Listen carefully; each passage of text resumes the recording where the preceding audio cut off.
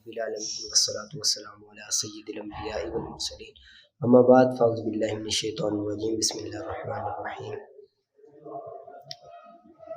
اچھی عادتوں پر جن کی عادت ہو ان کی پابندی کرنے کا بیان ہے۔ یہ اچھی عادتوں پر جن کی عادتیں ہیں ان کی پابندی کرنے کا بیان۔ قال اللہ تبارک و تعالی ان اللہ لا یغیر ما بقوم حتی یغیروا ما بانفسہم۔ اللہ تعالیٰ نے ارشاد فرمایا اللہ تعالیٰ کسی قوم کی اچھی حالت کو نہیں بدلتا جب تک کہ وہ خود نہ بدلے۔ قال اللہ تبارک و تعالی اللہ جل شانہ کا ارشاد گرامی ہے وَلَا تَكُونُوا كَالَّتِي نَقَضَتْ غَزْلَهَا مِن بَعْدِ قُوَّةٍ أَنْكَاثًا کہ اللہ جل شانہ نے فرمایا تم اس عورت کی طرح نہ ہو جس نے اپنا کاٹا ہوا سوت مضبوط کرنے کے بعد ٹکڑے ٹکڑے کر کے توڑ دیا۔ نہ ہو اس عورت کی طرح جس نے اپنا کاٹا ہوا سوت مضبوط کرنے کے بعد من بعد قوت مضبوط کرنے کے بعد انکاسا ٹکڑے ٹکڑے کر کے توڑ دیا۔ والانکاسا یہ جمع ہے نکس کی اور وہ غزل المنفوس یعنی کہ ٹکڑے ٹکڑے کر کے توڑ دیا۔ اللہ جل شانہ نے فرمایا ولا یکونوا کالذین اوتوا الکتاب من قبل اور وہ ایمان والے ان لوگوں کی طرح نہ ہو جائیں جن کو اس سے پہلے کتاب دی گئی، پس جب ان پر مدت لمبی ہو گئی تو ان کے دل سخت ہو گئے۔ فَقَسَتْ قُلُوبُهُمْ ان کے دل سخت ہو گئے۔ اللہ تعالیٰ نے ارشاد فرمایا فَمَا رَأَوْهَا حَقَّ رِعَایَتِهَا پھر جیسا کہ ان کو نبھانا چاہیے تھا نبھا نہ سکے۔ وعن عبد اللہ بن عمرو بن عاص رضی اللہ تعالیٰ عنہ قال رسول اللہ صلی اللہ علیہ وآلہ وسلم یا عبد اللہ لا تقم مثل فلان۔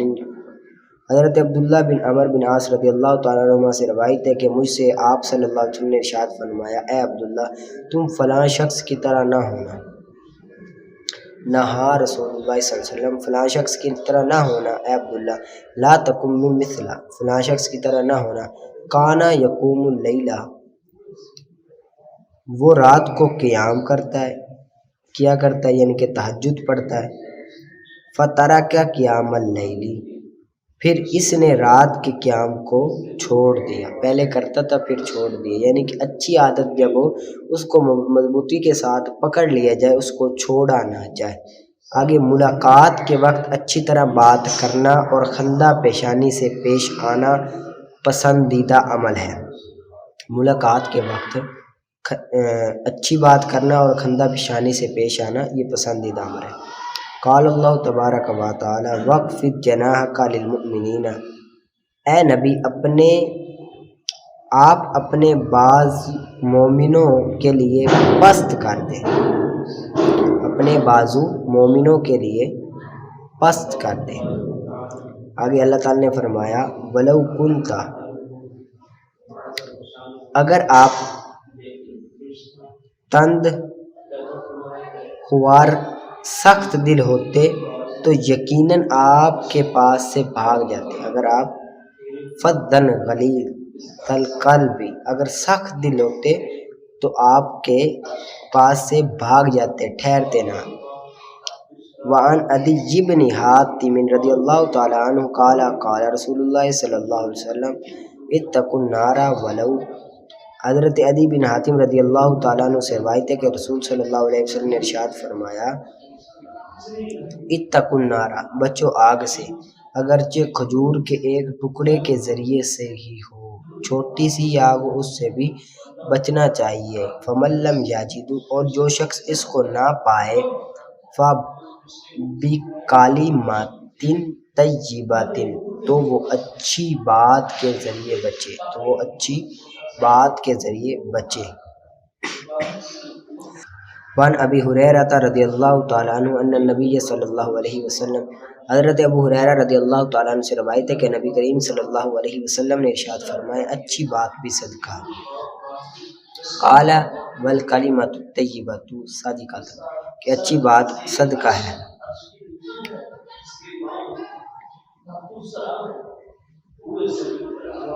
متفق علیہ، یہ حدیث ہے، یہ حدیث کا ایک ٹکڑا اور جو پوری کو پوری پہلے گزر چکی ہے، اور متفق علیہ اور حدیث کا ایک ٹکڑا اور جو پہلے لمبی ہے وہ گزر چکی ہے کہ اچھی بات بھی ایک صدقہ ہے۔ حضرت ابو ہریرہ رضی اللہ تعالیٰ عنہ سے روایت ہے کہ فرمایا رسول صلی اللہ علیہ وسلم نے مجھے ارشاد فرمایا کہ کسی نیک کام کو معمولی نہ سمجھو، کسی بھی نیک کام کو معمولی، اگرچہ تمہارا اپنے بھائی کو کھندہ پیشانی سے ملنا ہی ہو، اس کو بھی تم معمولی سی بات نہ سمجھو، بلکہ کیا سمجھو، اس کو بھی بہت بڑی بات سمجھنا چاہیے۔ ٹھیک ہے، اب نکالیں اصول الشاشی کا۔ وَلِهَذَا قَالَ ابو یوسف رحمہ اللہ، اور اسی وجہ سے فرمایا ابو یوسف رحمۃ اللہ علیہ نے کہ جب کہے مرد آتک عبدک انی بغیر شیء، کہ تو، یعنی کہ خلاصہ یہ ہے کہ ابو یوسف نے فرمایا کہ اگر کوئی بندہ کہہ دے کہ تو غلام کو آزاد کر بغیر کسی چیز کے لیے میری طرف سے بغیر کوئی پیسے وغیرہ لیے غلام کو آزاد کر دے، اگر وہ آگے سے کہہ دیتا میں نے آزاد کیا، تو یہ آزادی جو ہے یہ عامر کی طرف سے ہوگی، یعنی کہ کہنے والے کی طرف سے ثابت ہوگی، گویا کہ اس کا کلام بغیر شے یہ تقاضا کرتا ہے کہ پہلے اس کو مجھے ہبہ کر، بعد میں وکیل بن کر آزاد کر دے، یعنی کہ یہ اقتداء الناس ہے نا، اس نے یہ کہا کہ آزاد کر دے میری طرف سے بغیر کسی چیز کے لیے، اب اس کا یہ قول یہ ہے کہ پہلے مجھے ہبہ کر پھر میری طرف سے وکیل بن کے آزاد کر دے، یعنی کہ اب داکا ثم کن وکیلی،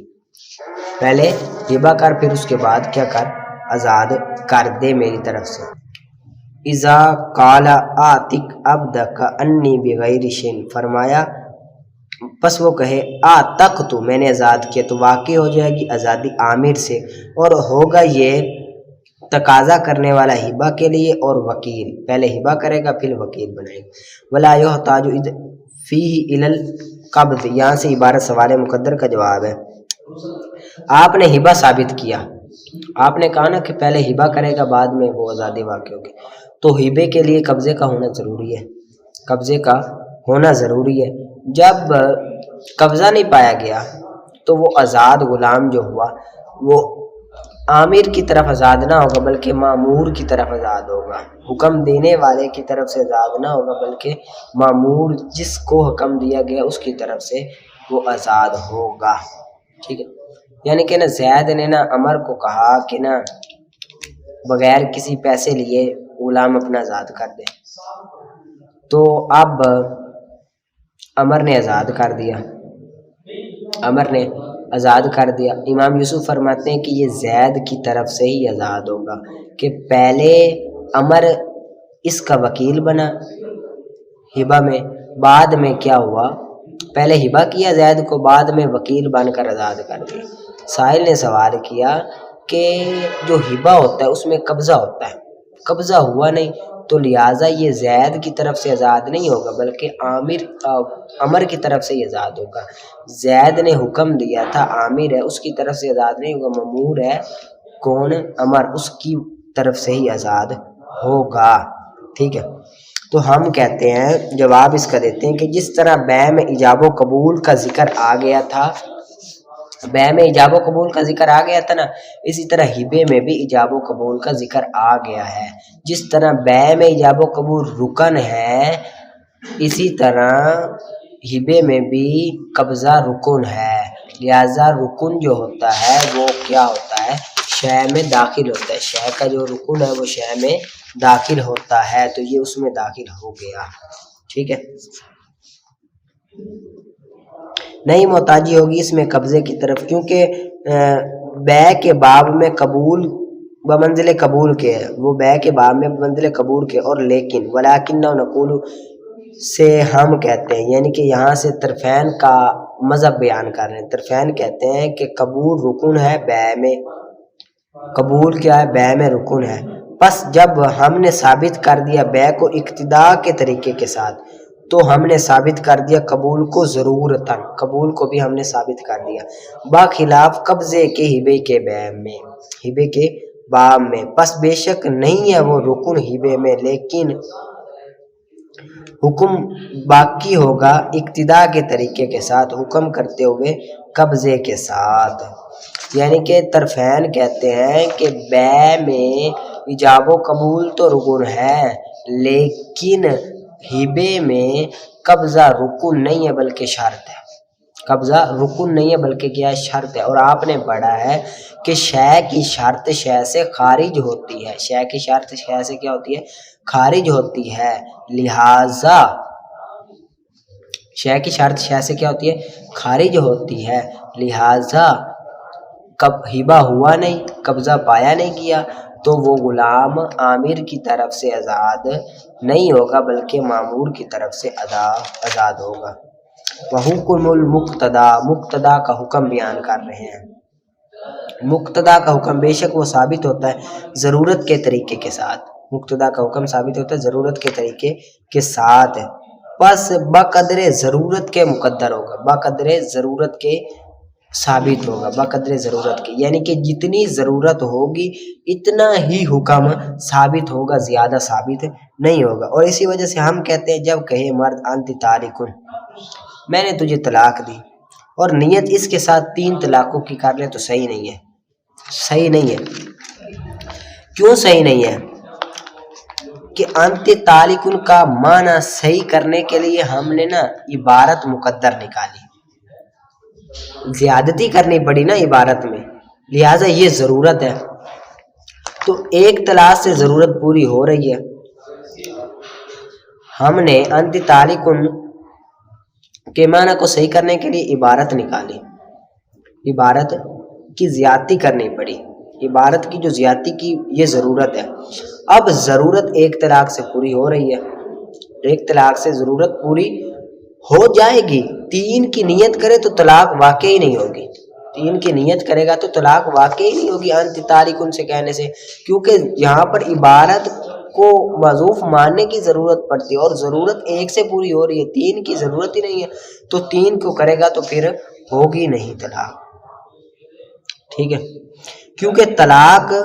مقدر ہے مذکورہ اقتدا کے طریقے کے ساتھ، اقتدا کے طریقے کے ساتھ، پر مقدر ہوگی بقدر ضرورت کے، اور ضرورت اٹھ جاتی ہے 1 کے ساتھ، یعنی کہ ضرورت پوری ہو جاتی ہے 1 کے ساتھ، پس مقدر مانیں گے مذکور کو 1 ہی کے حق میں، 1 کے حق میں ہم مقدر مانیں گے، زیادہ کے حق میں ہم مقدر نہیں مانیں گے، کیونکہ 1 سے پوری ہو رہی ہے، ٹھیک ہے۔ آگے نکالیں آپ قدوری کنز الدقائق کا، ولو تزوج هذا العبد او على هذا الالف، اور اگر شادی کرے عورت سے اس غلام پر یا اس 1000 پر، تو حکم مہر مثلی کا ہوگا، حکم مہر مثلی کا ہوگا۔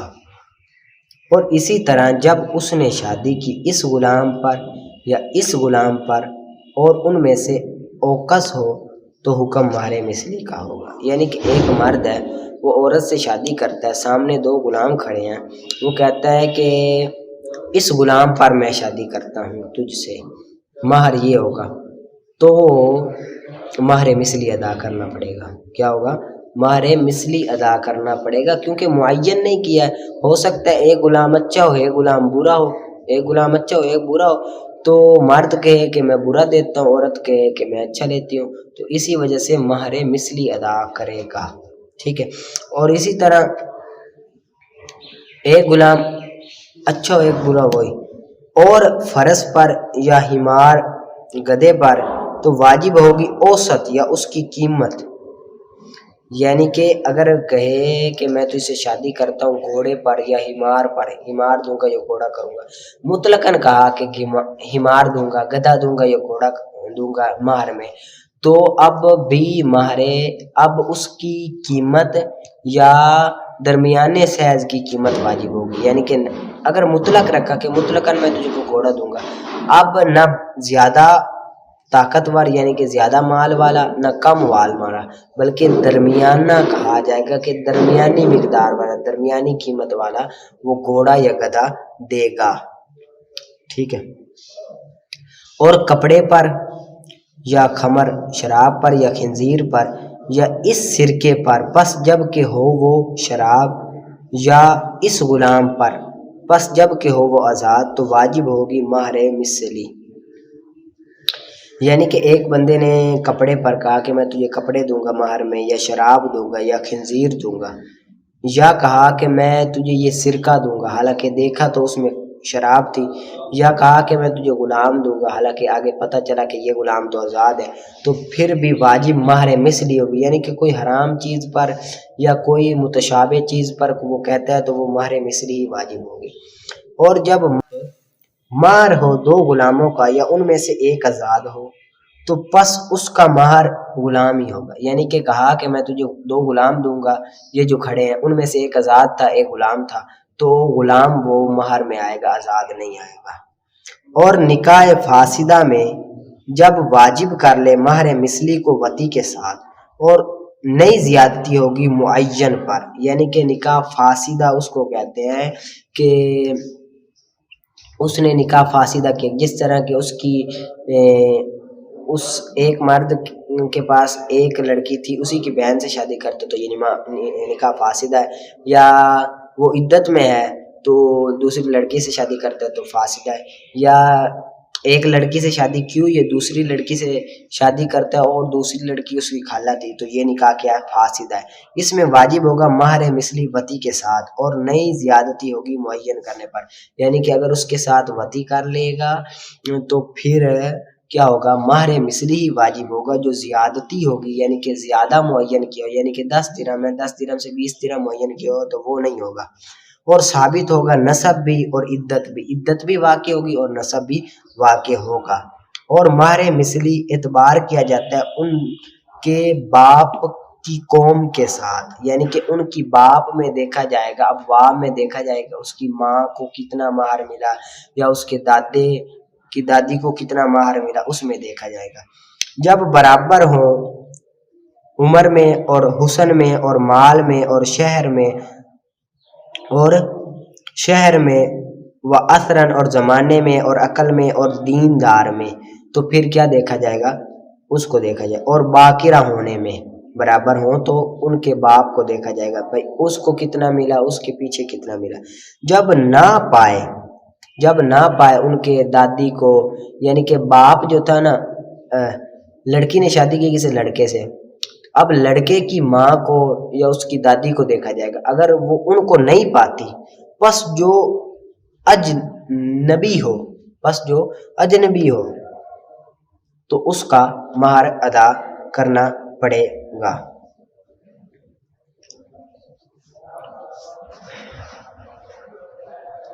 ये मर्द की नहीं औरत की देखी जाएगी। यानी कि औरत में जो बराबर हो हुस्न से, जिमाल से, इनमें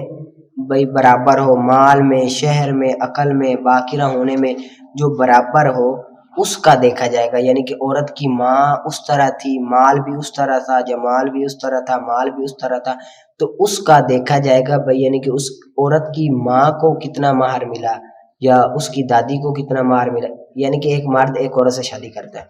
अब औरत का महर हुस्न और ये बराबर हो, हुस्न में बराबर हो, माल में बराबर हो,